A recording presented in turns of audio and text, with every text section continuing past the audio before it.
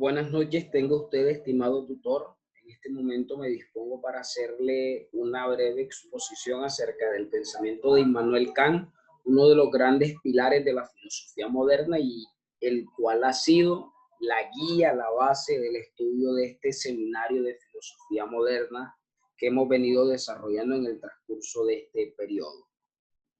De Kant hay que decir que él sintetiza su pensamiento dentro del marco filosófico y en general lo hace de manera cosmopolita, es decir, que lo parte en tres preguntas y al final de estas tres preguntas saca un postulado final, una pregunta final. La primera pregunta que Kant se hace es ¿qué puedo saber? La segunda pregunta es ¿qué debo hacer? Y la tercera es ¿qué me está permitido esperar? De la cual hay que decir que es el inicio del camino de la filosofía de la religión, puesto que es una pregunta que está enmarcada en el marco escatológico. Al primer interrogante, pues Kant da su respuesta en el análisis de la crítica de la razón pura en torno a las posibilidades y límites que tiene el conocimiento humano. El segundo punto, pues, es respondido o por lo menos trata de dar respuesta dentro del marco moral en la crítica de la razón práctica. Y el tercer punto trata de responderlo de manera concreta desde el punto de vista religioso en la crítica del juicio. Estas tres preguntas, como ya lo dije, desde el punto de vista kantiano son resumidas en una sola y es en concreto la pregunta acerca de ¿qué es el hombre? El primer punto, ¿qué puedo conocer? Está resuelto dentro de la crítica de la razón pura. Dentro de ella, Kant analiza los principios y fines del conocimiento y los límites y fundamentos que éste tiene. Como se sabe, el racionalismo consideraba que todo el conocimiento humano procede de la sola actividad de la razón, que con la sola razón y siguiendo el método matemático, el conocimiento humano no tendrá límites, que desde la sola razón pueden dilucidarse los misterios más recónditos de la realidad. Contrario a ello surge la postura de John Locke con respecto al empirismo, en donde se estima que todo el conocimiento se origina en la experiencia y al mismo tiempo se encuentra limitado por ella. Resumiéndose esto que se acaba de decir, podría decirse que para los racionalistas el conocimiento es obra del sujeto que conoce, de la razón, y para los empiristas el conocimiento es obra de la información que nos llega del objeto, es decir, que el conocimiento es obra de la experiencia. De esto Kant extrae dos conclusiones adicionales. La primera es que existe un límite, una demarcación clara entre lo que puede ser conocido de un modo objetivo y lo que no puede serlo, es decir, una demarcación clara entre ciencia y metafísica, de las cuales él dirá que el límite entre una y otra es la experiencia. El segundo planteamiento es qué debo hacer y está relacionado de manera directa con la vida moral del ser humano, con el actuar ético del hombre. Y hay que afirmar que la ética kantiana está contenida en lo que se ha denominado como sus tres obras éticas. Todo el pensamiento ético de Kant está manifiesto dentro de estos tres libros: La fundación de la metafísica de las costumbres, La crítica de la razón práctica y La metafísica de las costumbres. Salta a la vista dentro del pensamiento categórico, dentro del pensamiento de Kant, lo que él conoce o lo que él concibe como el imperativo categórico, y dice que la razón teórica formula juicios frente a la razón práctica que formula imperativos. Estos serán los pilares en los que se fundamenta la ética formal kantiana. Dice que la ética debe ser universal y por tanto vacía de contenido empírico, pues de la experiencia no se pueden extraer deberes universales, sino solo planteamientos prudenciales, condicionados por una experiencia sensible.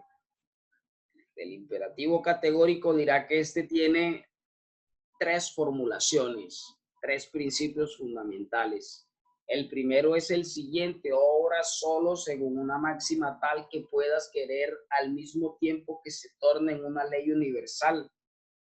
Y habría que afirmar aquí concretamente o relacionarlo, mejor dicho, con un principio religioso. Traten a los demás como quieran ser tratados por ellos, o mejor aún, no hagas a otro lo que no quieras que te hagan a ti. El segundo principio dice que hay que obrar de tal modo, pues, que tratando a la humanidad, tanto en una persona como en la de cualquier otro, siempre veamos a ese ser, a ese hombre o a esa mujer como un fin en sí mismo y nunca solamente como un medio. Y finalmente, obra como si por medio de tus máximas fueras siempre un miembro legislador en un reino universal de los fines. Obra concretamente de manera correcta. Obra según te lo indique lo más profundo de tu corazón, lo que hay dentro de ti, que dependiendo de ello, pues viene concretamente el tercer planteamiento, es que se da lo que tú debes esperar, pero ese esperar se da en razón de lo que ya hiciste o del que debo hacer.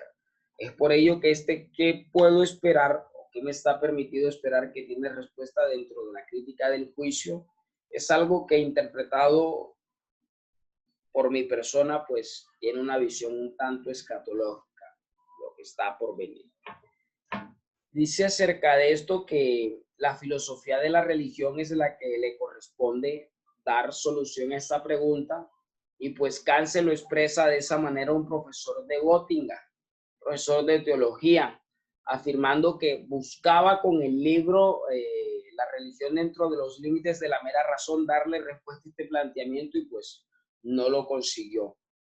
A Kant se le considera precisamente por este planteamiento el padre de la filosofía de la religión, y sus principales afirmaciones al respecto pueden resumirse en tres puntos fundamentales. El primero es que no es posible demostrar racionalmente la existencia de Dios. En la crítica de la razón pura, Kant critica a los diversos intentos de argumentar teóricamente las pruebas de la existencia de Dios.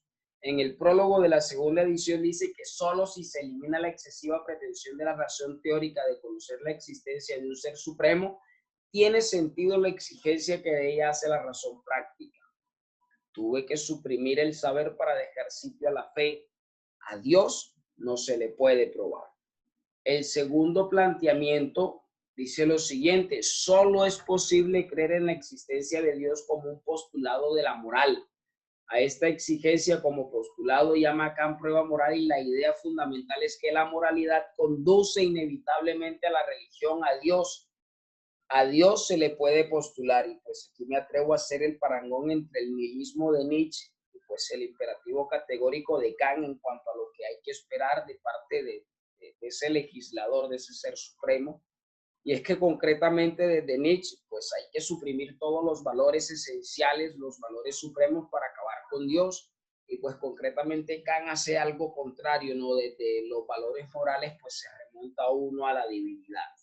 Finalmente dice Kant que la relación que existe entre la moral y la religión la precisa en la crítica de la razón práctica, en la crítica del juicio y sobre todo en la religión dentro de los límites de la mera razón como el punto de unión entre felicidad y moralidad. La esperanza es la felicidad. La esperanza de la felicidad solo se inicia con la religión. La religión de la que habla Kant es la religión de la mera razón, una religión racional, aquella que hace coincidir con el cumplimiento de todos los deberes humanos como mandamientos divinos. En esta religión no caben milagros, misterios o medios sobrenaturales. La iglesia que corresponde a esta religión natural no es sino una comunidad ética de hombres bien intencionados. Cualquier otra religión no es sino ilusoria, es la religión de los hombres de la Ilustración.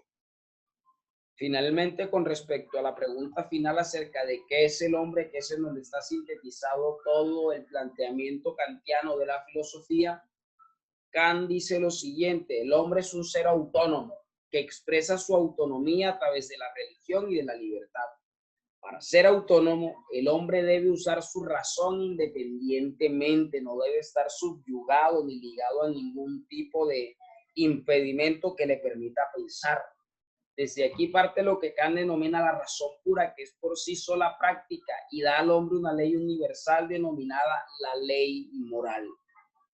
Quiero decir finalmente que para poder alcanzar una estabilidad, una felicidad al final de los días, es necesario examinar concretamente qué se debe hacer de manera imperativa dentro de nuestra vida de bueno para aquellos que nos rodean.